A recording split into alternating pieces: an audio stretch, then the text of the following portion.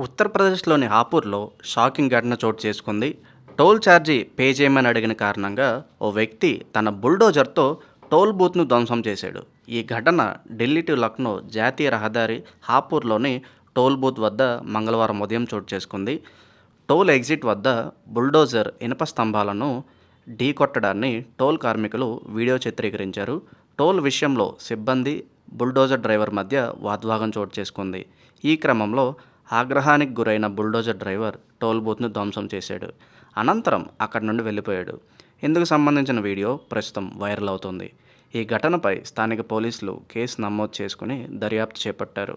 Bulldozer driver కోసం గాలింపులు చేపట్టారు. కాగా గత వారం కూడా ఇలాంటి ఘటనే ఒకటి చోటు చేసుకుంది.